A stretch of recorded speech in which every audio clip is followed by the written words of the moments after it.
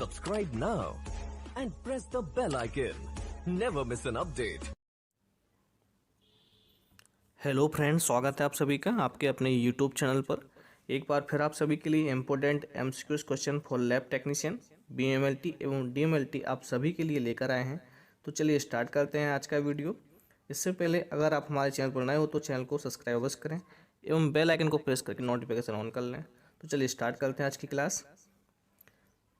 आज का पहला क्वेश्चन है, the study of micro organism is known as. यहाँ पर पूछा क्या है, माइक्रो ऑर्गेनिज्म की स्टडी, माइक्रो ऑर्गेनिज्म का अध्ययन क्या कहलाता है। आपके ऑप्शन है हेमेटोलॉजी, माइक्रोबायोलॉजी, बायोकेमिस्ट्री या सीरोलॉजी। तो यहाँ पर माइक्रोबायोलॉजी में माइक्रो ऑर्गेनिज्म की स्टडी की जाती है, अध्ययन किया जाता है। तो इसका सही आंसर है माइक्रोबायोलॉजी। बढ़ चलते हैं अगले क्वेश्चन की ओर। नेक्स्ट क्वेश्चन है, micro organism which are harmful to their host are known as. यहाँ पर पूछा गया है, इनमें से अगर माइक्रो ऑर्गेनिज्म होस्ट के लिए हार्मफुल है तो उसे हम क्या कहेंगे। Micro organism which are harmful to their host are known as, यानी कि होस्ट के लिए अगर माइक्रो ऑर्गेनिज्म हार्मफुल है तो उसे हम क्या कहेंगे, कमेंसल्स, पैथोजेंस, वेक्टर्स, नन ऑप्शन। तो उसे हम बोलेंगे पैथोजेंस, यानी कि रोगजनक है। ठीक है, आगे बढ़ चलते हैं अगले क्वेश्चन की ओर। Next question, micro organism which are beneficial to the host is known as. पिछले वाले में पूछा गया था हार्मफुल, इस बार पूछा गया बेनिफिशियल, यानी कि वह माइक्रो ऑर्गेनिज्म जो होस्ट के लिए यानी कि पूरक के लिए बेनिफिशियल हो। होस्ट का मतलब यहाँ पे ये होता है कोई जो सूक्ष्म जीव अपना भोजन ग्रहण करता है, जो सूक्ष्म जीव जिस पर निर्भर होता है, डिपेंडेंट रहता है, वो होस्ट कहलाता है। ठीक है, मान लो इंसान के अंदर कुछ माइक्रो ऑर्गेनिज्म प्रेजेंट रहते हैं, तो कुछ बेनिफिशियल रहते हैं यानी कि अपने बॉडी के लिए लाभकारी रहते हैं, कुछ हार्मफुल रहते हैं यानी कि अत्यंत विनाशकारी रहते हैं। हार्मफुल रहते, कुछ हेल्पफुल रहेंगे, अच्छे रहेंगे, कुछ हार्मफुल रहेंगे। होस्ट हो गया इंसान। ठीक है, तो इस तरह से अगर कुछ माइक्रो ऑर्गेनिज्म होस्ट के लिए बेनिफिशियल रहता है, लाभकारी रहता है, तो उसे हम क्या कहेंगे, वेक्टर्स, पैथोजेनिक, कैरियर्स, कमेंसल्स। तो उसे हम बोलेंगे कमेंसल्स। कमेंसल्स का मतलब ये होता है कि साथ में खाना खाने वाला, हिंदी में बोलते हैं साथ में रहने वाला, यानी कि लाभकारी होता है। ठीक है, नेक्स्ट क्वेश्चन है, विच type of micro organism is mostly use for routine microbiological work. इनमें से कौन सी टाइप का माइक्रोस्कोप का यूज माइक्रोबायोलॉजिकल वर्क में किया जाता है। यहाँ पर रूटीन पूछा गया, डेली में माइक्रोबायोलॉजिकल वर्क में किया जाता है।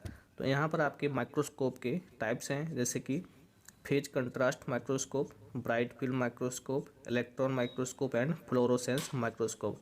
तो फ्रेंड्स, ये electron and fluorescence advance field के हैं एवं फेज कंट्रास्ट भी। तो यहाँ पर हम ब्राइट फील्ड माइक्रोस्कोप का रूटीन माइक्रोबायोलॉजिकल लैब में यूज करते हैं। तो इसका सही आंसर है ब्राइट फील्ड माइक्रोस्कोप। आगे बढ़ चलते हैं अगले क्वेश्चन की ओर। अगला क्वेश्चन है आप सभी का, fundamental principle of blood grouping discovered by. यहाँ पर पूछा गया है, ब्लड ग्रुप के सिद्धांत को किसने खोजा है। ठीक है, आपके चार option, John Higgs, Albert Huston, Karl Landsteiner, Funk. पूछा गया है यहाँ पर ब्लड ग्रुप की खोज किसके द्वारा की गई है, John Higgs, Albert, Karl Landsteiner, Funk. आप सभी को पता होगा फ्रेंड्स, कार्ल लैंडस्टीनर के द्वारा ब्लड ग्रुप की खोज की गई है। आगे बढ़ चलते हैं अगले क्वेश्चन की ओर। नेक्स्ट क्वेश्चन है आप सभी का, RS system was discovered in. यहाँ पर पूछा गया है आरएस सिस्टम की खोज कब हुई है, 1900, 1920, 1935, 1940। तो आरएस सिस्टम की खोज 1940 में की गई है, कार्ल लैंडस्टीनर एंड वियनर के द्वारा। आगे बढ़ चलते हैं अगले क्वेश्चन की ओर। ये सभी आपके ब्लड बैंक के क्वेश्चन हैं। Antibodies are not present in the following. ये आपके ऑप्शन है, इनमें से किसमें एंटीबॉडीज प्रेजेंट नहीं होती है। तो आपके चार option, A group, A B group, O group and B group. तो आप सभी को पता होगा फ्रेंड्स, अगर ए ग्रुप है तो हमारे बी एंटीबॉडी होती है, ए बी ग्रुप है तो इसमें कोई भी एंटीबॉडी नहीं है, ठीक है। अगर ओ ग्रुप है तो उसमें दोनों एंटीबॉडी रहती है, बी ग्रुप है तो ए एंटीबॉडी रहेगी। यहाँ पे पूछा गया कौन सी एंटीबॉडी आर नॉट प्रेजेंट, यानी कि इनमें से कौन सी ग्रुप में एंटीबॉडीज प्रेजेंट नहीं होती है। तो यहाँ पर आपका ऑप्शन है ए बी ग्रुप, ठीक है। ए बी ग्रुप में कोई भी एंटीबॉडीज प्रेजेंट नहीं होगी, क्योंकि ए बी ग्रुप में दोनों एंटीजन्स हैं तो एंटीबॉडीज एब्सेंट रहेगी। आगे बढ़ चलते हैं अगले क्वेश्चन की ओर। नेक्स्ट क्वेश्चन है antigen is not present in the following. ये निम्नलिखित में से एंटीजन किस में एब्सेंट रहता है, प्रेजेंट नहीं रहता है। आपके ऑप्शन है B group, A B group, O group and A group. यहाँ पर पूछा गया एंटीजन। तो फ्रेंड्स अगर आपका ए बी ग्रुप है तो उसमें दोनों एंटीजन है, बी ग्रुप है तो बी एंटीजन, ओ ग्रुप है तो इसमें कोई भी एंटीजन नहीं है, ठीक है। ए ग्रुप में ए एंटीजन। यहाँ पर पूछा गया एंटीजन एब्सेंट होना चाहिए, इज नॉट प्रेजेंट। तो ओ ग्रुप एक ऐसा ग्रुप है जिसमें एंटीजन एब्सेंट होते हैं, ठीक है, लेकिन इसमें एंटीबॉडीज दोनों प्रेजेंट रहती हैं। आगे बढ़ चलते हैं। अगला क्वेश्चन है एंटीबॉडीज ए प्रेजेंट इन। इनमें से पूछा गया है इन ग्रुपों में से, ये ब्लड ग्रुप हैं आपके, इसमें किसमें एंटीबॉडीज ए प्रेजेंट रहती है। तो फ्रेंड्स अगर आपको ये सब याद हो कि अगर ए ग्रुप होता है तो वो एंटीजन कहलाता है ना, जो जिस ग्रुप का होगा वो एंटीजन कहलाता है। जैसे कि इसमें लिखा है बी ग्रुप तो यहाँ पे बी एंटीजन है, तो इसके अगेंस्ट हमारी एंटीबॉडीज रहती है, ठीक है। ए ग्रुप है तो इसके अगेंस्ट हमारी बी एंटीबॉडी रहेगी। जैसे इसका पूछा गया एंटीबॉडीज ए प्रेजेंट इन, तो यहाँ पर हमें अगेंस्ट ढूंढना है, बी ग्रुप होगा, बी एंटीजन होगा, बी ग्रुप होगा, तो तभी यहाँ अभी हमको यहाँ पे ए एंटीबॉडीज दिखाई देगी। तो इसका सही आंसर है बी। अगला क्वेश्चन है during the blood group test if agglutination are not seen in any side of slide which type of blood group present. यहाँ पर पूछा गया है ब्लड ग्रुप लगाते समय हमें स्लाइड में तीनों जगह में से कोई भी एग्लूटिनेशन नहीं दिखता है तो वह कौन सा ग्रुप होगा। During the blood group test if agglutination are not seen in any side, यानी कि तीन जगह में से हमें कोई भी एग्लूटिनेशन शो नहीं होता है तो वह ग्रुप कौन सा होता है। A B negative, O positive, A B positive, O negative. तो अगर किसी में भी एग्लूटिनेशन शो नहीं होता है तो वह होता है ओ नेगेटिव, ठीक है फ्रेंड्स। आगे बढ़ चलते हैं अगले क्वेश्चन की ओर। Which of the following antibodies can cross the placenta.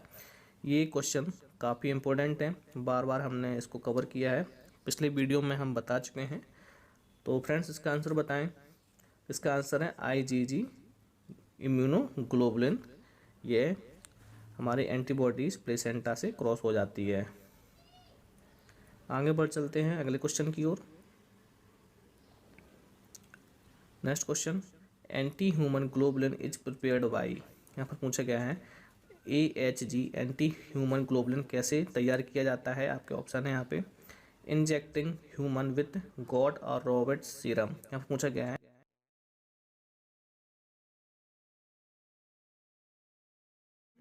दूसरा ऑप्शन है यहाँ पे इंजेक्टिंग गॉड्स और rabbits with human serum with human globulins. पूछा गया है इंजेक्टिंग मतलब गॉड और रैबिट्स में हम ह्यूमन ग्लोबुलिन्स इंजेक्ट करते हैं, यहाँ पर लिखा है ह्यूमन में इंजेक्ट करते हैं, ठीक है।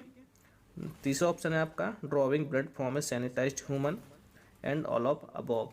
तो फ्रेंड्स इसका सही आंसर है ऑप्शन बी इंजेक्टिंग गॉड्स और रैबिट्स, यानी कि जो ह्यूमन ग्लोबुलिन्स है वो हम गॉड्स एवं रैबिट में इंजेक्ट करते हैं, तब जाके एंटी ह्यूमन ग्लोबुलिन का प्रिपरेशन किया जाता है।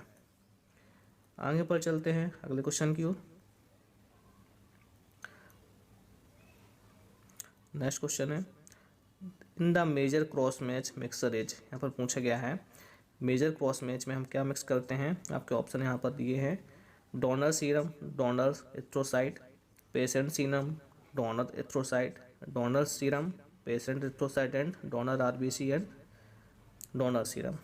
तो फ्रेंड्स यहाँ पे मेजर एंड माइनर दो तरह के क्रॉस मैच होते हैं।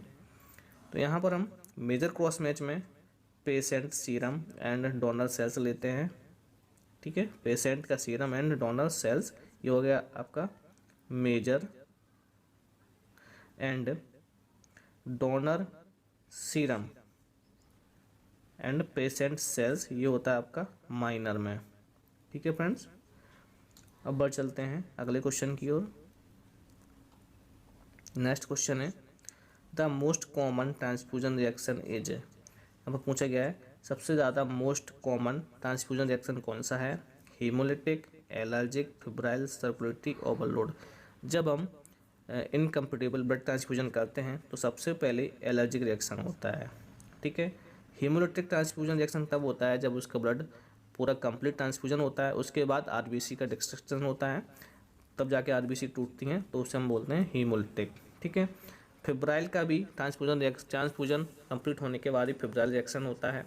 एंड सर्कुलेटरी ओवरलोड में ट्रांसफ्यूजन होने के 12 घंटे बाद पता चलता है कि उसके सर्कुलेशन में एक्सेसिव फ्लूइड की मात्रा बढ़ जाती है, तो वह कहता है सर्कुलेटरी ओवरलोड, ठीक है।